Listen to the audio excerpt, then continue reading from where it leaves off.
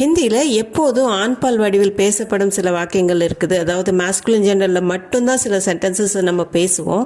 ரொம்ப சிம்பிளான விஷயம், உங்களுக்கு ரொம்ப யூஸ்ஃபுல்லாகவும் இருக்க போகுது. வீடியோவை ஸ்கிப் பண்ணாமல் கடைசி வரைக்கும் பாருங்கள். கடைசியில் உங்களுக்காக ஒரு கொஷின் காத்துட்டு இருக்குது. வணக்கம், நமஸ்கார், welcome back to my channel. என் பேர் உமா. இப்போ ஃபர்ஸ்ட் சென்டென்ஸ் பாருங்கள். யார் வந்திருக்கா அப்படிங்கிற ஒரு கேள்வி. கான் ஆயா ஹை அப்படின்னு நம்ம ஹிந்தியில் சொல்லுவோம். கான் அப்படின்னா யார், ஆனா அப்படின்னா வர்றது, ஆயா ஹை வந்திருக்கா, கான் ஆயா ஹை. இப்போ நம்ம கிச்சனில் வேலை செஞ்சுட்டு இருக்கிறோம், வேறு ஏதாவது வேலையாக இருக்கிறோம், மெயின் டோரில் பெல் அடிக்குது, யாராச்சும் ஃபேமிலி மெம்பர் டோர் பக்கத்தில் உட்காந்துருக்காங்க, அவங்க போய் கதவு திறக்க போகிறாங்க, நம்ம உள்ளே இருந்து கூப்பிடுறோம் யார் வந்திருக்கா அப்படின்னு. கான் ஆயா ஹை, கான் ஆயா ஹை. இந்த இடத்துல யாருன்னு நம்மளுக்கு தெரியாது, ஆனா பெண்ணா யாருன்னு தெரியாது. அந்த சமயத்தில் அந்த சிச்சுவேஷனில் கான் ஆயா ஹை அப்படின்னு இந்த மாஸ்குலின் ஜெண்டர் யூஸ் பண்ணி தான் நீங்கள் பேசணும். கான் ஆயா ஹை, கான் ஆயி ஹைன்னு நம்ம சொல்லக்கூடாது. கான் ஆயா ஹை, கான் ஆயா ஹை, யார் வந்திருக்கா, கான் ஆயா ஹை. அதைவே இப்படி கூட கேட்கலாம், யாராவது வந்திருக்காங்களா, கோய் ஆயா ஹை கியா. கோய் அப்படின்னா யாராவது, ஆனானா வர்றது, ஆயா ஹே வந்திருக்காங்களா, கியாங்கிறது கொஷன் வேர்டு. இதை நீங்கள் கியா கோய் ஆயா ஹே அப்படின்னு கியா முன்னாடி போட்டு கூட சொல்லலாம். யாராவது வந்திருக்காங்களா, கியா கோய் ஆயா ஹே, அல்லது கோய் ஆயா ஹே கியா. இப்போது யாராவது அப்படின்னு நம்ம சொல்லும்போது ஆனா பெண்ணா அப்படிங்கிறது நம்மளுக்கு தெரியாது. அதனால் நம்ம மாஸ்குலின் ஜெண்டரில் தான் அதை கேட்போம். கோய் ஆயா ஹை கியா.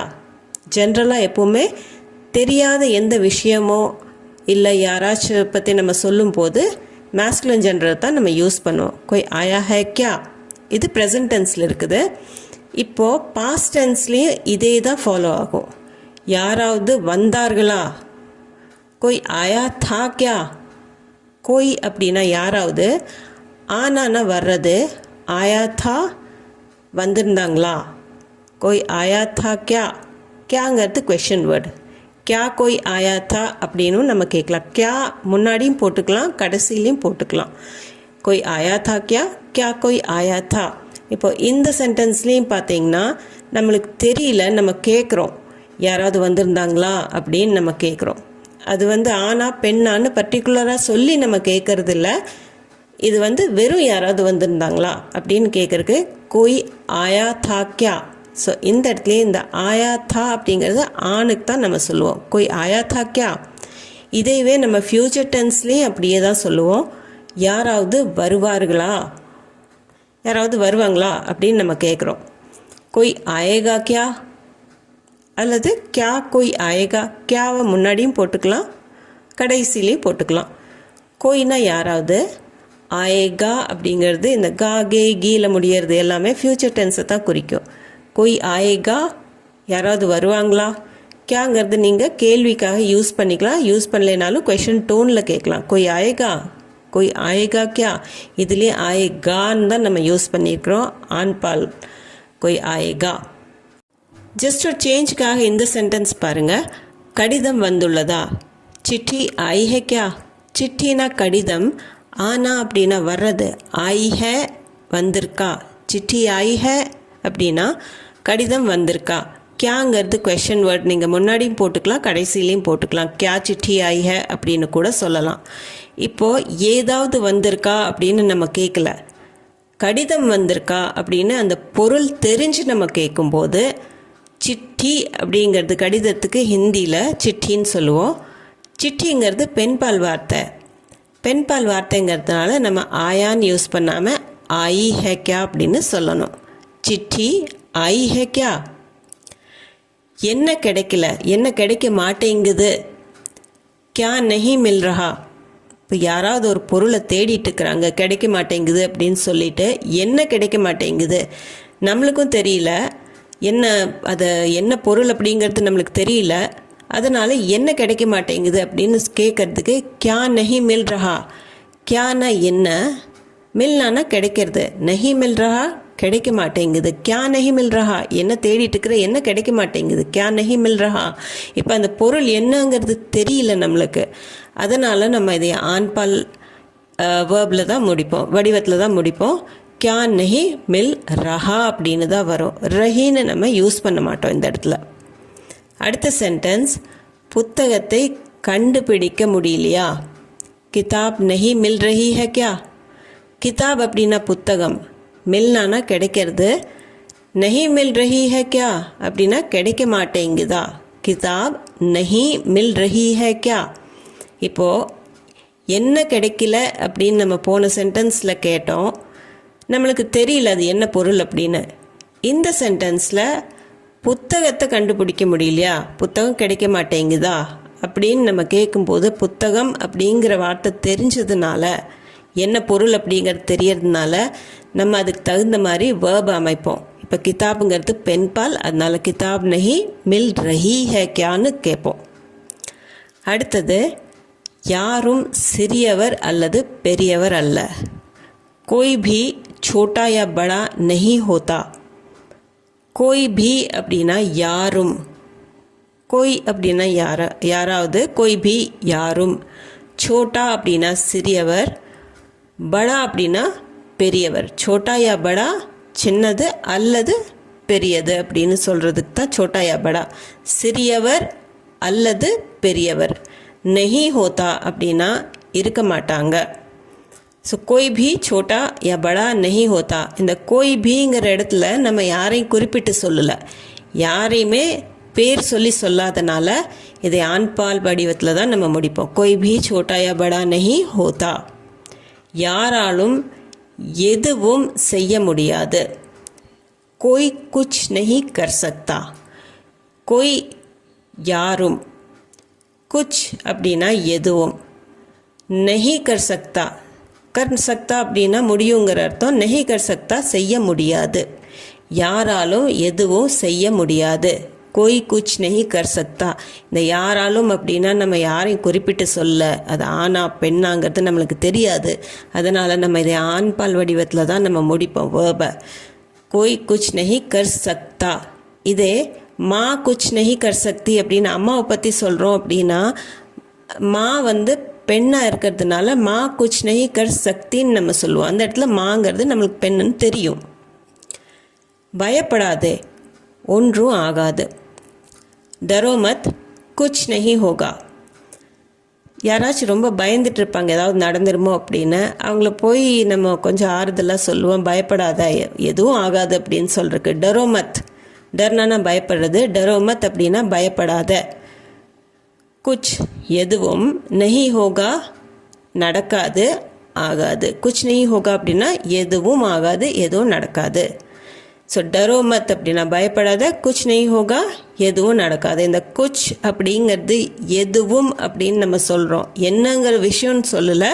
குச் நஹி ஹோகா எதுவும் நடக்காது, ஒன்றும் தெரியலங்க போது ஆண்பால் ஹோகான்னு முடியும். டரோ மத் குச் நஹி ஹோகா. இந்த வீட்டில் தேடினாலும் எதுவும் கிடைக்கிறதில்ல.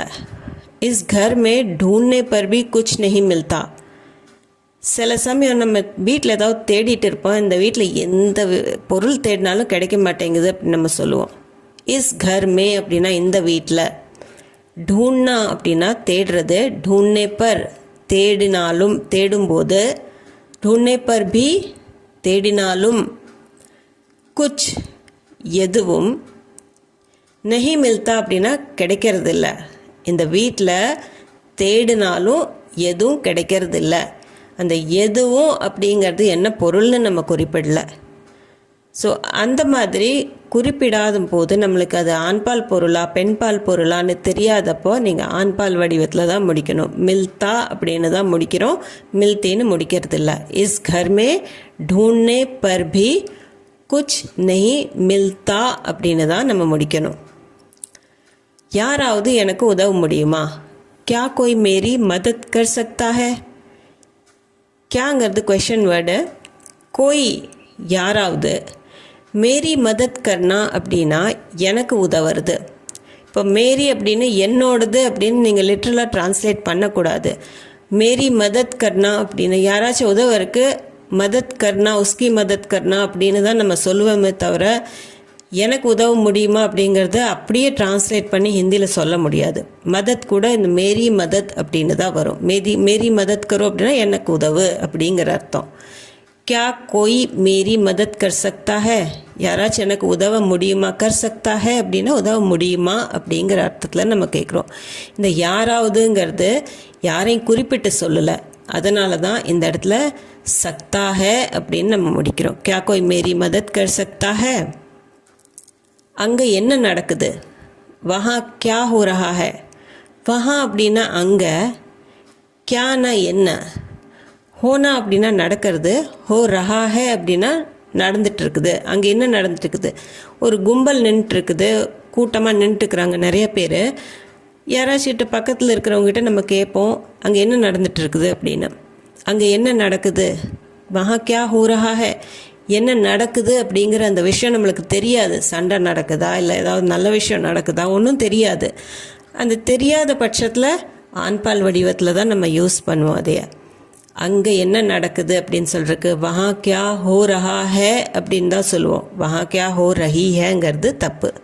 வஹா கியா ஹோ ரஹா ஹே அப்படின்னு ஆண்பால் வடிவத்தில் முடிக்கணும். அடுத்தது ஏதாவது புரிந்துதா இல்லையா. குச் சமஜ் ஆயா கி நஹி. குச் அப்படின்னா ஏதாவது, சமஜ்னா அப்படின்னா புரியறது, சமஜ் ஆயா புரிஞ்சுதா, கி நஹி கி அப்படிங்கிறது ஆறுங்கிறது அர்த்தம்.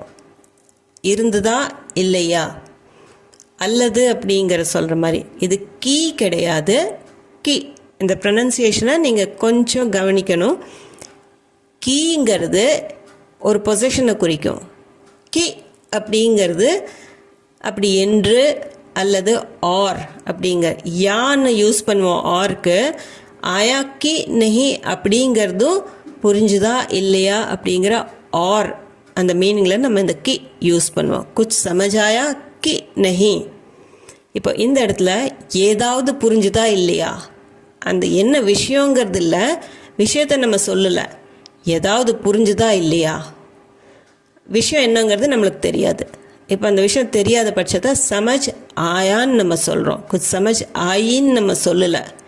பாத் சமஜ் ஆயி அப்படின்னா சொல்லலாம். குச் சமஜ் ஆயா கி நஹி, என்ன நடக்கும் என்று தெரியல.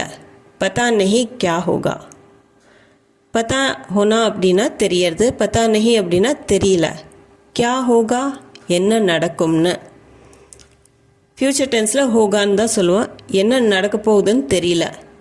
இப்போ ஏதாவது பயந்துட்டு இருப்பாங்க, இனி என்ன நடக்க போகுதோ தெரியல அப்படின்னு நம்ம சொல்லுவோம் சில சமயம். அந்த மாதிரி சென்டென்சஸ்க்கு நீங்கள் இதை யூஸ் பண்ணலாம். என்ன நடக்கும் என்று தெரியல அப்படின்னு சொல்கிறதுக்கு பதா நஹி கியா ஹோகா. இப்போ என்ன நடக்கும்னே நம்மளுக்கே தெரியல. அப்போது அந்த விஷயம் என்னங்கிறது தெரியாமல் இருக்கும்போது ஆண்பால் வடிவத்தில் ஹோகான்னு நம்ம சொல்லி முடிப்போம். ஹோகின்னு வராது. பதா நஹி கியா ஹோகா, பதா நஹி கியா ஹோகா. அடுத்தது யாரும் வேலை செய்யக்கூடாது. கோய் பி காம் நஹி கரேகா. இது ஒரு கட்டளையாக கூட இருக்கலாம், இல்லது ஏதாவது ஒரு ரிக்வெஸ்ட் கூட இருக்கலாம். யாரும் வேலை செய்யக்கூடாது அப்படின்னு சொல்கிறதுக்கு கோய் பி காம் நஹி கரேகா. கோய் பி அப்படின்னா யாரும், காம்னா வேலை, காம் கர்னா அப்படின்னா வேலை செய்யறது, காம் நஹி கரேகா அப்படின்னா வேலை செய்யக்கூடாது. இப்போ நஹி கரேகா அப்படின்னா செய்ய மாட்டாங்க அப்படின்னு சொல்கிற அர்த்தத்தில் இல்லை. கட்டளையாக சொல்லும் போது காம் நஹி கரேகா, நீங்கள் யாரும் வேலை செய்யக்கூடாது. கோய் பி காம் நஹி கரேகா. கோய் பீங்கிறது ஆணாக இருக்கட்டும் பெண்ணாக இருக்கட்டும் எல்லாத்தையும் சேர்த்து தான் சொல்லுவாங்க. யாரும் வேலை செய்யக்கூடாது. கோய் பி காம் நஹி கரேகா அப்படின்னு தான் நீங்கள் முடிக்கணும். கரேகா அப்படின்னு ஆண்பால் வடிவத்தில் தான் முடிக்கணும். யாரும் பேசக்கூடாது. போன சென்டென்ஸ் மாதிரியே யாரும் வேலை செய்யக்கூடாது, கோய் காம் நஹி கரேகா அப்படின்னு சொல்கிற மாதிரியே யாரும் பேசக்கூடாதுன்னு சொல்கிறதுக்கு கோய் பி பாத் நஹி கரேகா. கோய் பி அப்படின்னா யாரும், பாத் கர்னா அப்படின்னா பேசுறது, பாத் நஹி கரேகா அப்படின்னா பேசக்கூடாது. இப்போ ஒரு கிளாஸ் ரூமில் கேர்ள்ஸ் அண்ட் பாய்ஸ் 2 பேருமே இருக்கிறாங்க. யாரும் பேசக்கூடாது அப்படின்னு சொல்கிறதுக்கு கோய் பி பாத் நஹி கரேகா. இந்த இடத்துல பொதுவாக ஆணை சொல்ல பெண்ணை சொல்ல 2 பேர்த்தையும் சேர்த்து சொல்லும் போது பெண்கள் மட்டும் பேசக்கூடாதுன்னு சொல்லாமல், ஆண்கள் மட்டும் பேசக்கூடாதுன்னு சொல்லாமல் பொதுவாக சொல்லும்போது நீங்கள் குறிப்பிட்டு சொல்லலை. அதனால் கோய் பி பாத் நஹி கரேகா அப்படின்னு தான் முடிக்கணும். கரேகின்னா அது பெண்களுக்கு மட்டும் ஆயிரும். அதனால தான். அடுத்தது ஒரு குட்டி சென்டென்ஸ் பாருங்கள். ஏதாவது நடந்ததா? குச் ஹுவா ஹே கியா? குச்னா ஏதாவது, ஹோனா அப்படின்னா நடக்கிறது, ஹுவா அப்படிங்கிறது பாஸ்ட் டென்ஸ் ஆஃப் ஹோனா. குச் ஹுவா ஹே கியா? ஏதாவது நடந்திருக்கா அப்படின்னு கேட்குறக்கு குச் ஹுவா ஹே கியா? என்ன நடந்ததுன்னு தெரியாது. அப்போ நம்ம என்ன பண்ணணும்? அதை ஆண்பால் வடிவத்தில் தான் கேட்கணும். குச் ஹுய் ஹே கியான்னு கேட்கக்கூடாது. குச் ஹுவா ஹே கியா? ஏதாவது நடந்ததா அப்படின்னு கேட்குறக்கு குச் ஹுவா ஹே. ஹுவாங்கிறது ஆண்பால் வடிவம். குச் ஹுவா ஹே கியா அப்படின்னு தான் கேட்கணும். அவனுக்கு நான் என்ன தான் செய்யலை. मैंने उसके लिए क्या क्या नहीं किया. मैंनेனா நான், उसके लिए அப்படின்னா அவனுக்காக, क्या क्या அப்படின்னா என்னென்ன, नहीं किया செய்யலை. கர்னானா செய்யறது, பாஸ்ட் டென்ஸில் கியான்னு வரும் கர்னாக்கு. नहीं किया செய்யலை. मैंने நான், उसके लिए அவனுக்காக, क्या क्या नहीं किया என்னென்ன தான் செய்யலை.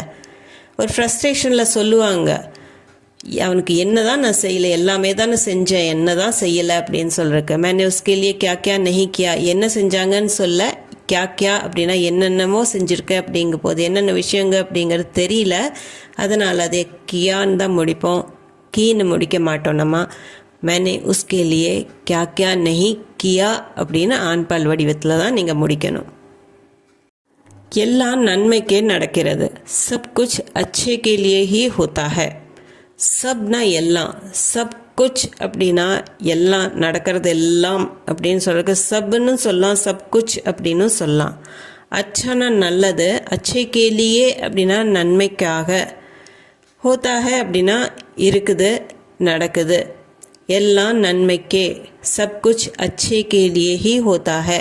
அந்த சப் குச் அப்படிங்கிறது என்னென்னங்கிறது நம்ம சொல்லலை, என்ன நல்லதுக்கு நடந்தது அப்படின்னு நம்ம சொல்லலை. அதனால் அது குறிப்பிடாமல் நம்ம சொல்லும்போது, பர்டிகுலராக ஒரு விஷயத்த சொல்லாமல் சொல்லும்போது, சப் குச் எல்லாம் அப்படின்னு சொல்லும்போது இதை ஆண்பால் வடிவத்தில் தான் நீங்கள் முடிக்கணும். சப் குச் அச்சே கே லியே ஹி ஹோத்தா ஹை அப்படின்னு தான் சொல்லணும், ஹோத்தி ஹேன்னு வராது. இப்போது உங்களுக்கு உண்டான ஒரு சின்ன ப்ராக்டிஸ் செஷன். 2 சென்டென்ஸ் தான் இருக்குது. ஏதாவது நடந்ததா, இது ஒன்று. செகண்ட் எல்லாம் சரியாய்விடும். இப்போது இந்த சென்டென்ஸ்க்கு 2 சென்டென்சஸ்க்கும் ஹிண்ட் கொடுத்துருக்கேன். ஏதாவது அப்படிங்கிறதுக்கு குச் அப்படின்னு யூஸ் பண்ணிக்கலாம். நடப்பது அப்படிங்கிறதுக்கு ஹுவா அதோட ஃபார்ம் யூஸ் பண்ணுங்கள். எல்லாம் அப்படிங்கிறதுக்கு சப் அல்லது சப் குச், சரிக்கு டீக்னு நீங்கள் யூஸ் பண்ணிக்கலாம். இது எல்லாத்தையும் சென்டென்ஸாக எழுதி கண்டிப்பாக கமெண்ட் செக்ஷனில் கமெண்ட் பண்ணி சொல்லுங்கள். ஸோ இந்த வீடியோவில் அவ்வளோதாங்க.